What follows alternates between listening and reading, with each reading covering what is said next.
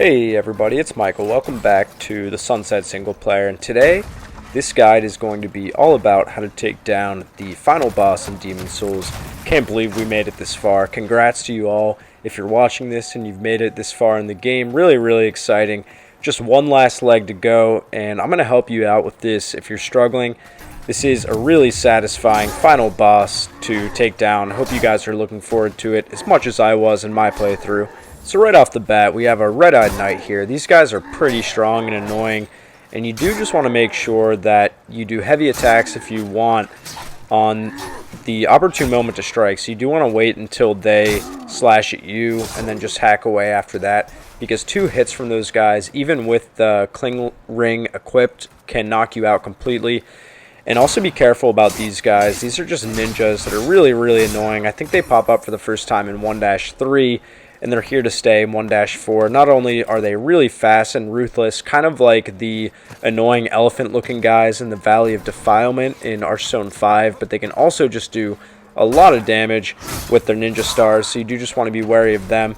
And then you want to take these 2 archers out up here on this awning with your sword or bow and arrow if you want. And in this case, the second Red-Eyed Knight actually rushed me. A lot of the time he'll actually wait for you at the top of the stairs, but this time he was ready to go and drop down before I even had the chance to kill the second archer. And this second one is even more aggressive than the first one, so just keep your distance and just pick the right moment to strike this guy. I do want to thank everyone that's come by the channel so far, for whether it was my Spider-Man Miles Morales review on PS5, my Assassin's Creed Valhalla review, or all of my Demon's Souls guides for the bosses prior to this. I really appreciate you guys stopping by. Hopefully some of my tips have helped you guys throughout your playthrough. And this is a really special game, man. I really love this game, and I'm a little bit sad that my playthrough has come to its end, and now it is time to move on to other games on the channel, which will be good, just to give some variety to the channel. And I hope you guys did enjoy the Demon's Souls content while it lasted. So this video here will be the last hurrah for this game, at least for a little while. Maybe we will revisit it on the channel in the future, but for now, this is going to be it for Demon's Souls for me. And apparently, to make things a little bit easier for you in the run back to the boss, you can kill this blue dragon. I ended up not even bothering with it. I didn't find that it was too annoying to evade this guy.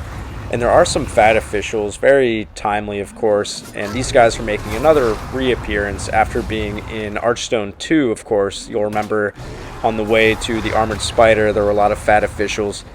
And these guys are the same deal. They can launch some fireballs at you if you get too close, but in this case you don't even have to worry about it, because you can just pop them with your compound bow or whatever bow you do decide to equip. And if you even draw them out a little bit, the dragon can burn them to a crisp and just burn that rich fat lard from the fat officials. And you do at this point just want to run right through, just avoid those dragon's flames at the right moment. You can see the timing there, and just head on through this room and up these stairs. And I found the run back for this 1-4 Archstone leading up to the final boss wasn't too bad. I know some of the prior levels had some really rough checkpoints where you had to make it through some really tough areas, but in this case it's not too bad as long as you understand the dragon's timing. So there you'll see that I quickly just waited by the stairs, and here I actually almost die, I think. Oh yeah, so I got hit there. I just was a little bit impatient. You really just want to wait behind that second set of stairs. But if you do have the Cling Ring, you can typically take a big hit and still survive. So at this point, you just want to keep heading up these stairs and run across this way. Really great atmospherically, just a really beautiful hallway with seemingly big torches lining the hall, which is cool. And then you just want to run straight ahead and operate this lever to head up the elevator. And man, I'm excited to talk about this final boss. This has to be one of the coolest final bosses I've ever faced in any game. It's really something special, and you guys are in for a real treat for this one if you haven't faced him yet. So really at this point, I'm just kind of checking over my items, making sure my grass is sufficient, making sure I have enough pine resin. And in this case, I actually do have black pine resin as well, but I think the effects of the black pine resin, and by the way, you do find that in Archstone 5, I think 5-2 if you guys were unaware, that can be dropped there. While it is stronger and the flames are more powerful than the traditional more red or orange pine resin, the effects don't last very long and they wear off very quickly, so I went with traditional pine resin for this fight. And here you go, you just want to walk through this fog gate, and here we are against old King Allant. So right off the bat, if you guys know me and my playthrough of this game, I'm a big fan of pine resin. I do think it just makes that sword a little bit stronger. And by the way, I am about a level 82 for this fight, so nothing too shabby. I think this longsword is upgraded to +4, and I'm just using the traditional knight shield. I never even upgraded it. Didn't really feel the need to be honest. So an 82 soul level I feel like is definitely doable for this fight. I feel like I might have been a little bit over leveled, because with that pine resin, again, you just do pretty good damage. So right off the bat, this fight is actually very similar to the penetrator in that you do want to keep your distance, but it's different in that you want to actually keep more distance at certain moments. So you'll see there, he kind of turns into a bit of a tornado to unleash on you. He kind of summons a massive tornado by standing and just summoning all that wind. And when that happens, you'll see I took a lot of damage right there. You do just want to run backwards as far away from him as you can go, because that thing just has a massive blast radius and it does a lot of damage. You'll see that I almost died, so you don't want to be stuck in that thing. And like the penetrator, the old king here is pretty aggressive. You do especially want to look out for that blue kind of grab he does. Whenever he grabs at you with that blue aura of light, you do want to dodge out of the way as fast as you can, because he will actually drain your soul level, which is really cheap and really unfair and just such a souls thing to do, take your entire level away.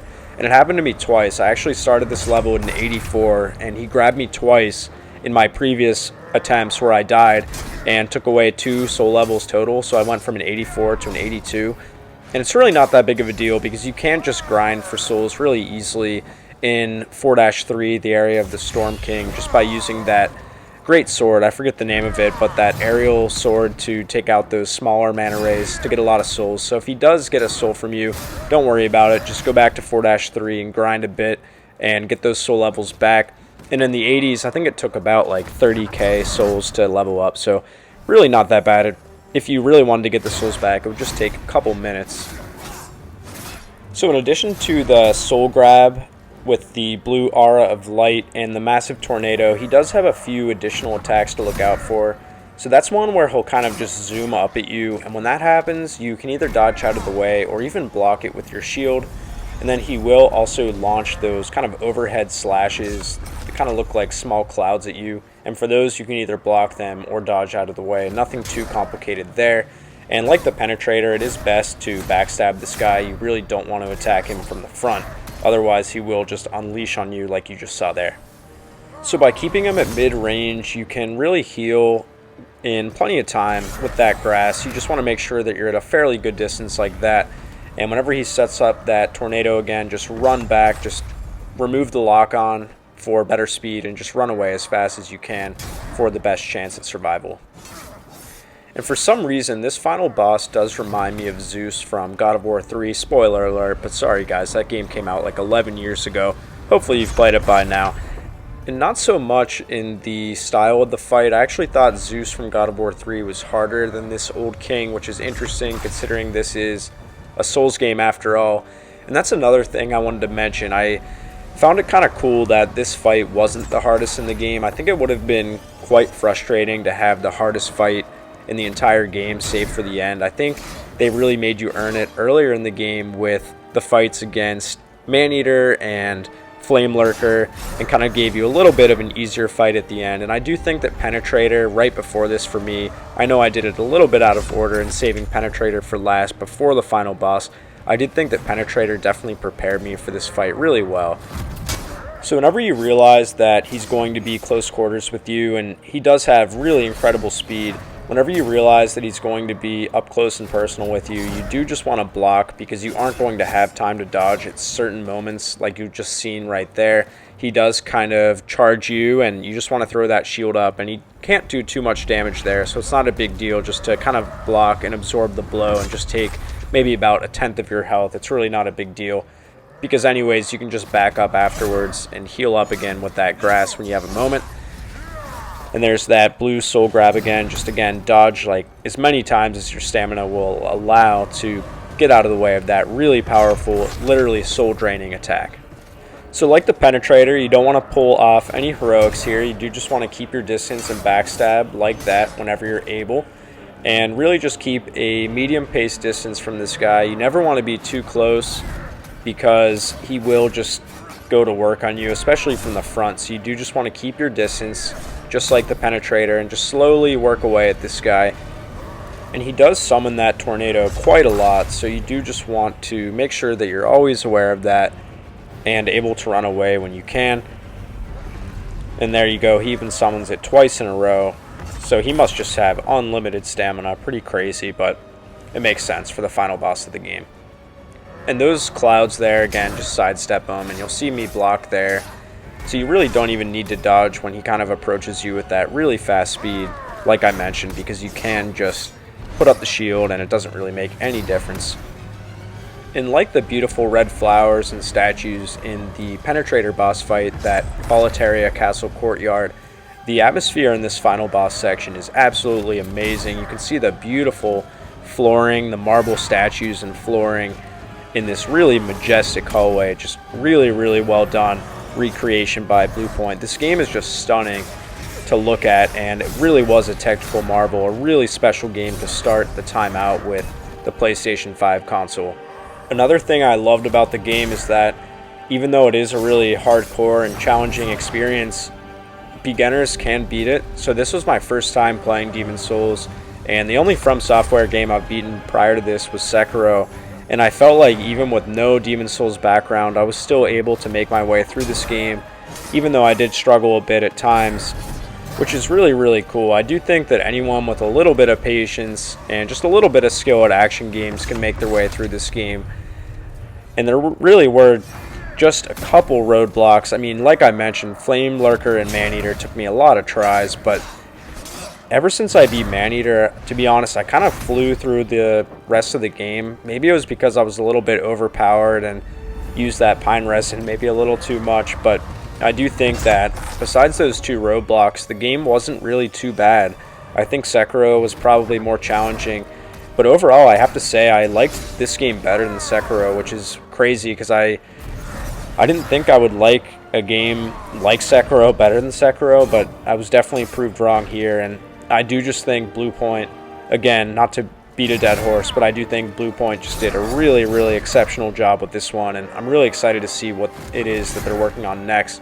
And it does seem like a Metal Gear Solid remake might be the possibility for what they do, but we're just going to have to wait and see there. I should mention, when he jumps up and kind of does that cross attack, it gives me a little bit of nightmare flashbacks to the Armored Spider flashing and crossing of the legs attack, but whenever he does that kind of jump cross attack down on you, just roll back as much as you can, just 3 times if your stamina allows, because that attack can do a lot of damage, and luckily that didn't hit me there.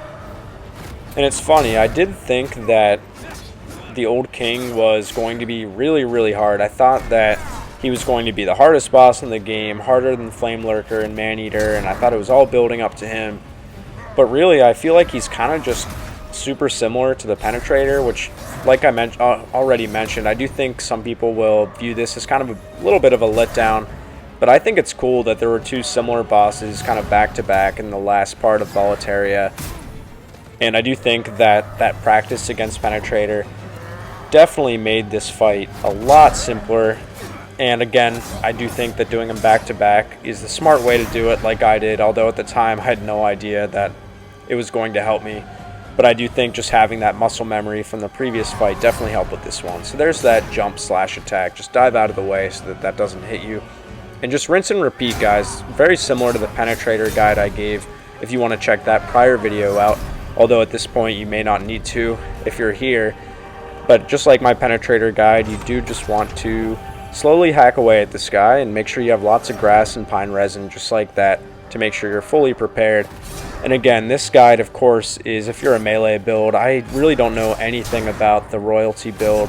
Maybe in the future I'll do a royalty build. I've heard that that's kind of the easiest way to make it through the game, and I do think that that's a really cool part about the Demon's Souls remake, is that I think there's like 20 classes you can choose from at the beginning. I just went with the Knight.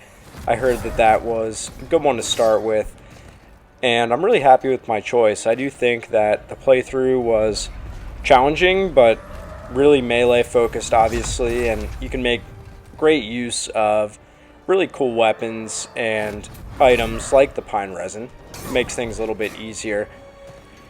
And I did use the crescent falchion for a while, but then I ultimately went back to the longsword. I just liked it a little bit better. I thought that it was a little bit stronger once I just upgraded it a little bit more. Plus, you can't use pine resin or any other items really on the crescent falchion, which is interesting, at least to my understanding. I remember I tried to use pine resin on that weapon once and it just didn't work. And I'd love to hear in the comments down below what weapon you guys used in your playthrough, and also what boss was your favorite throughout the game.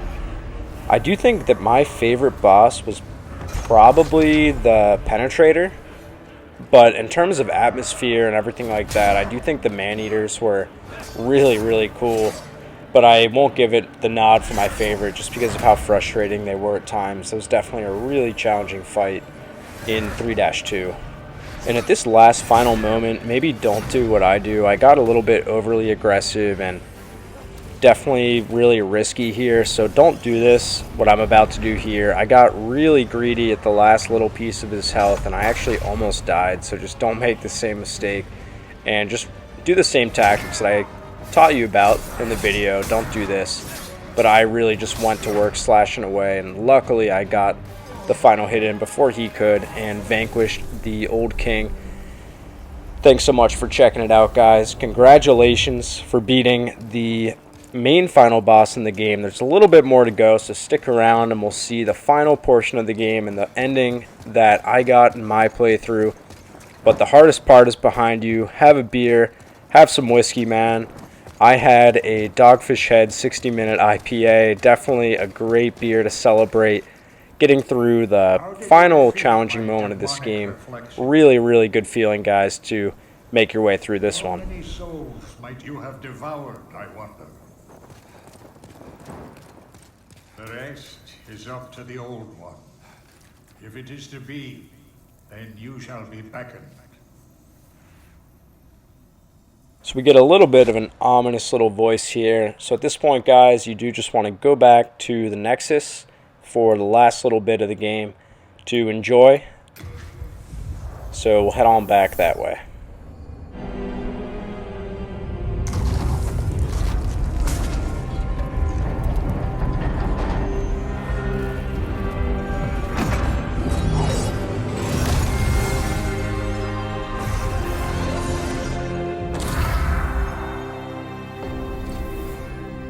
Alright, so we're back here in the Nexus, and you do just want to run and find the maiden. But first I stopped to these guys over here, our guys that helped us make our way through the game, just to chat and see if anything would happen, but they didn't have much to say to me at the time. So you do just want to find the maiden, and she does have some information to give to you. So for me, she's just right here, and I made the dumb mistake of falling down the pit, so don't do that, guys. Not that it really matters, you'll just lose the souls, and at this point you're about to finish the game anyways, so it really doesn't matter if you lose a few souls. And that's another thing about the game, the loading times were just so quick and awesome. And I made the same mistake again, really stupid. I must have looked down on my phone or something, wasn't paying attention, died again. Really fitting end of the game with another "you died" screen. Alright, third time's the charm. Let's find the maiden, regather my 0 souls. Here we go. So speak with her, and we get a pretty cool cutscene that I'll let you guys enjoy.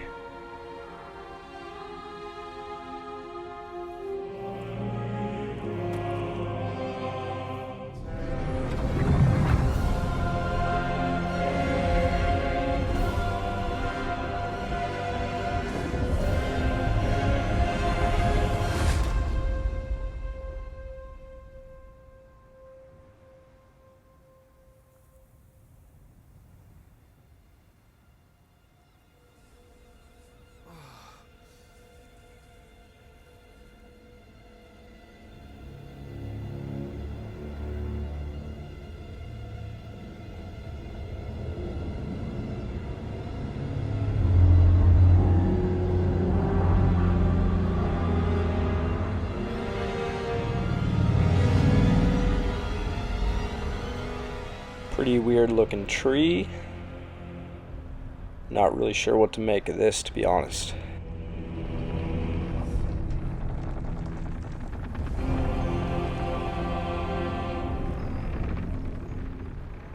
Amazing music in this game though, really throughout the entire experience. Never disappointed.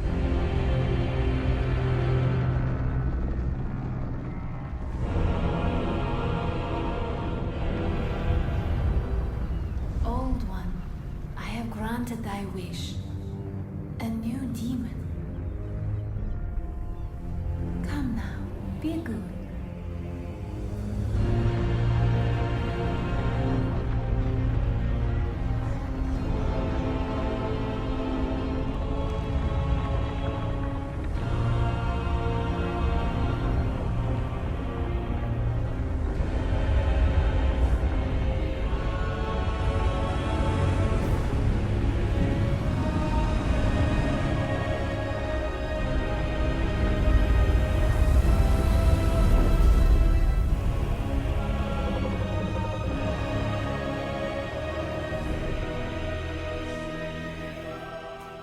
So in this last final section, these last final minutes, you do just want to approach the tree and head on in.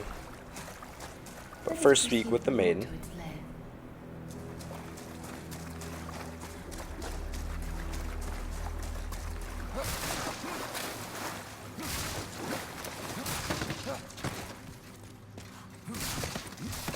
You have been chosen by the Old One. Will you seek the everlasting demon souls? Whatever your choice, you are our first visitor. May you be welcome here. The pain and suffering that fills this world. So here we have the true final boss, the real King Allant. So this is actually just kind of a joke boss, and you can really just mow through this guy. I took a little bit of damage just by being careless and staying in close. But just use that grass if you need it, and use that pine resin, and you can really just stab him any which way and just avoid his kind of thrashes. I just got kind of greedy and stayed by him the whole time. And he does do quite a bit of damage there actually, so you definitely don't want to die to this guy. That would be a little bit embarrassing. No offense, of course. So just keep slashing away, and eventually you will get this guy down to final little section there. And I thought this was a really cool ending, just to find the real king just in a really emaciated, just disgusting, grotesque state, just thrashing around, really pathetic on the ground in this beautiful meadow and swamp. Really, really cool ending as we vanquish this true final boss in the Demon's Souls remake.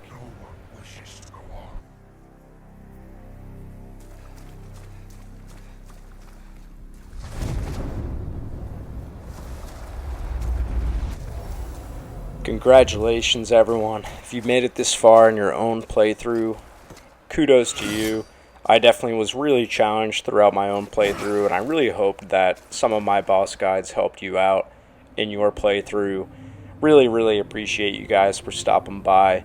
Again, I'm Michael with the Sunset Single Player. If you like what you heard today, please leave a thumbs up and subscribe to the channel for much more PlayStation 5 content coming soon. Really excited to cover some great new games this year over the coming months. I also want to remind you guys that I do run a weekly single player podcast if you'd like to check it out, that goes live every Tuesday, and I did link it in the description to the video today. And before we part ways for today, I do just want to reiterate that this game was absolutely incredible. I've never played anything like it. I even had friends that watched part of my playthrough, and knowing nothing about the game and having never played it, I asked them if they wanted to play, and they said no, they just wanted to watch. They were just so interested and enamored with just watching this game and getting sucked into it, and I couldn't even explain to them how sucked into it I felt in my own playthrough. You really do feel like you are this knight going through this absolutely beautiful world and vanquishing these just beautiful boss designs. Really incredible game to start the PS5. So at this point, guys, we'll part ways for today. I'll just let you enjoy the final moments of this beautiful game. And again, please look forward to future PlayStation 5 videos coming very, very soon. Thanks so much, guys, and take care. The Old One, along with the Maiden, were swept back into the lulling fog. Boletaria was spared from the demons, but also lost its knowledge of the soul arts. The souls lost during the pandemonium were never retrieved. And today, the unstable world has another monumental to hold its fabric together.